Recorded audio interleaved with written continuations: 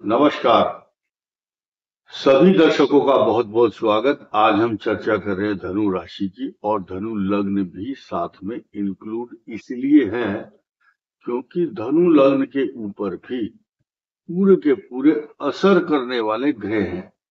कोई भी आदमी अपनी ज्योतिष का फार्मूला नहीं बताता, लेकिन हम आपको सिंपल ये बताना चाहते हैं कि जो कैरेक्टरिस्टिक्स है ग्रहों की, जब मनुष्य जन्म लेता है तो ये जो ग्रह है लग्न के अनुसार ट्रांजिट मोशन में एक उस प्रकार से घूमते हैं, और जहां ट्रांजिट के साथ उसका रिलेशन बनता है तो वो इफेक्ट देते हैं। इसलिए इस बात को ध्यान देना बहुत जरूरी है।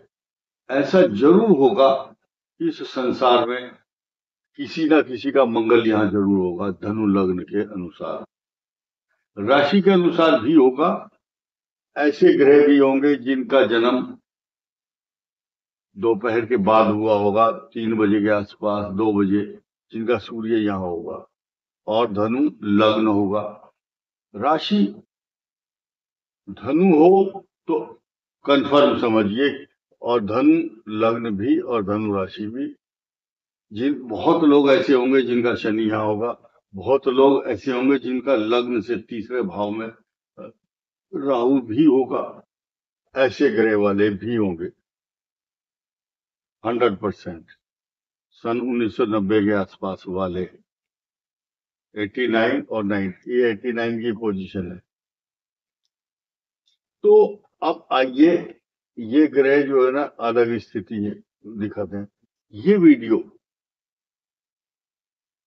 मूला नक्षत्र के, मूला पूर्वाषाढ़ा उत्तराषाढ़ा नक्षत्र का एक चरण धनु राशि है, एंड धनु लग्न को भी इंक्लूड किया गया है।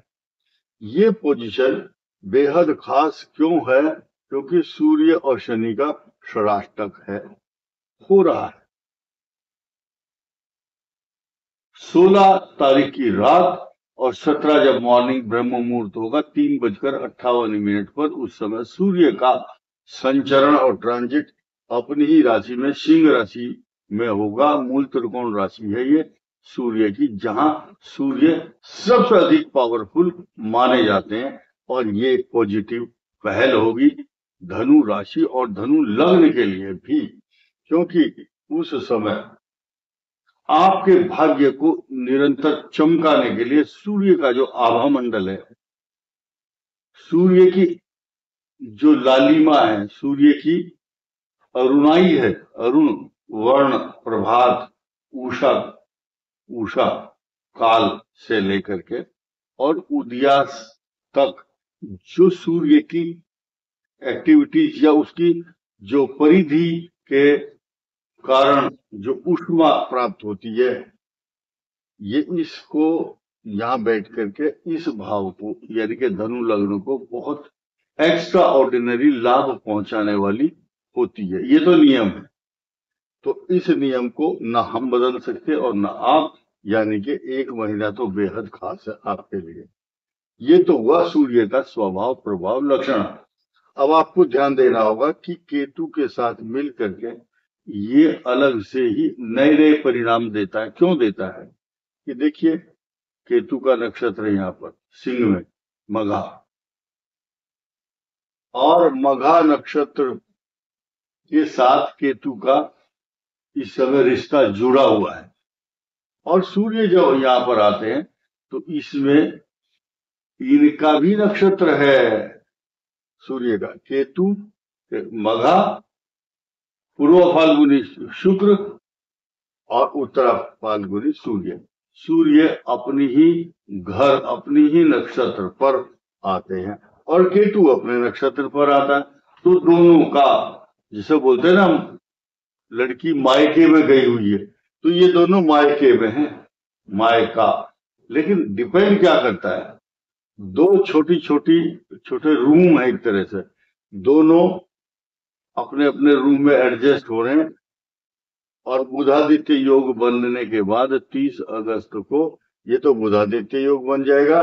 केतु के साथ इनका रिलेशन इसलिए खराब नहीं होगा क्योंकि यहाँ पावरफुल सूर्य है, सूर्य की पावर ज्यादा है।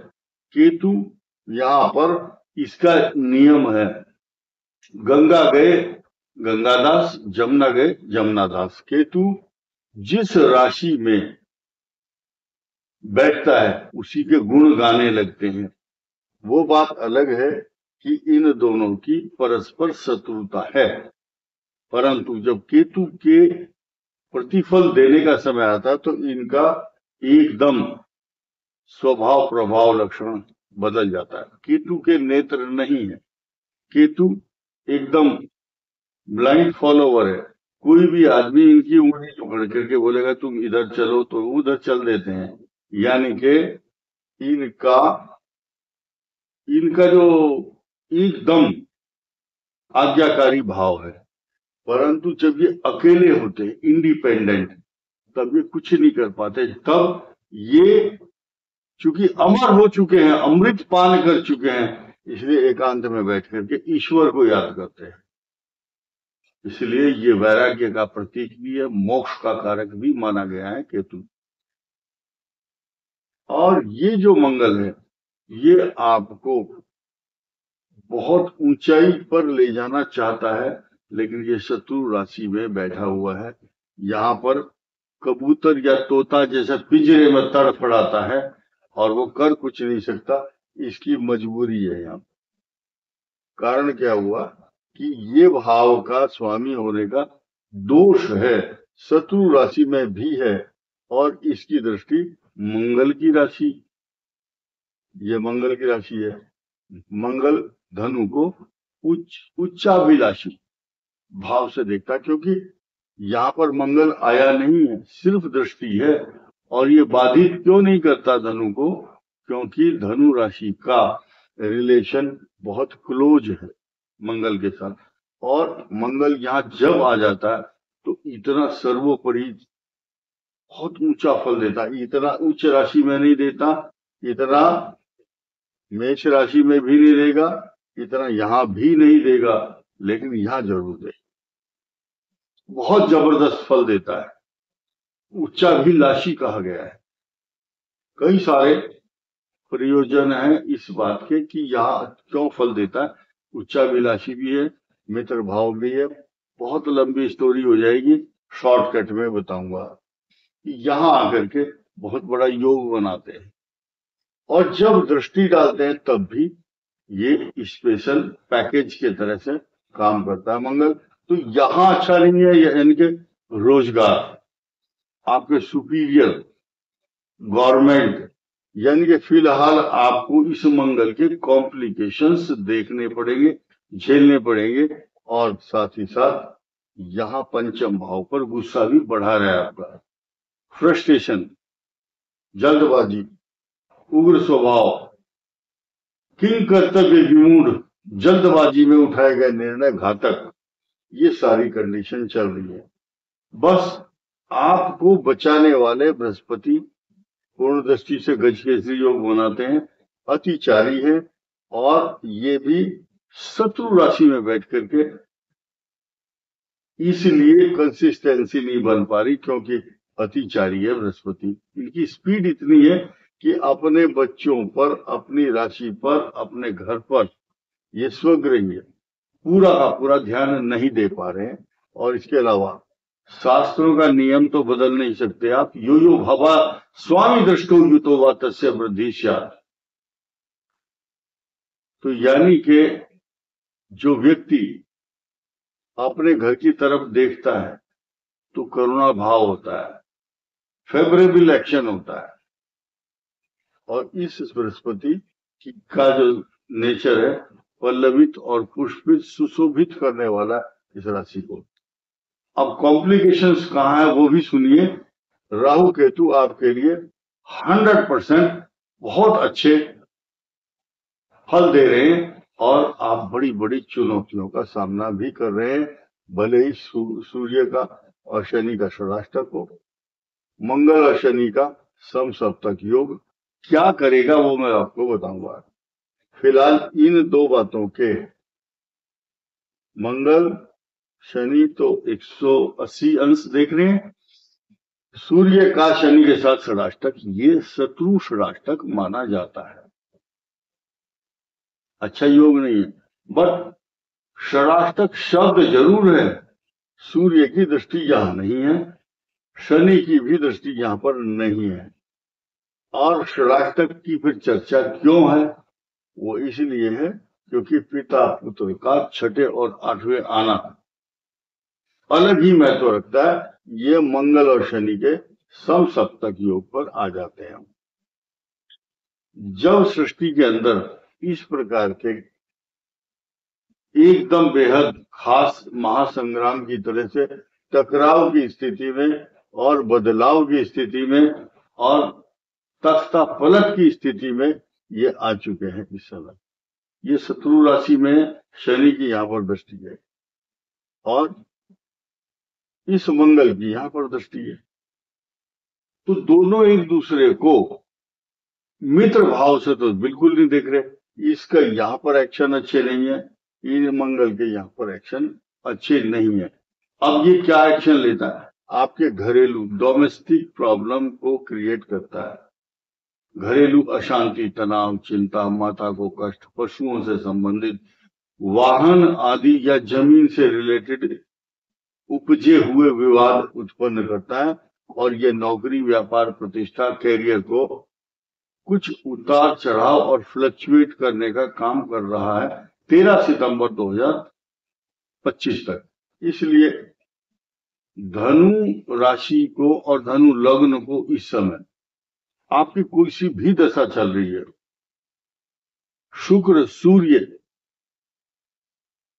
चंद्र, मंगल, राहु, बृहस्पति, शनि, बुध, केतु, ये दशाओं का क्रम है आपका धनु राशि वालों का। तो ये दशाएं आपके लिए सारी की सारी अच्छी होंगी। केवल लास्ट में जो शुक्र की महादशा होगी 80-90 साल की उम्र के बाद, तो वो कष्टकारक रहेगी।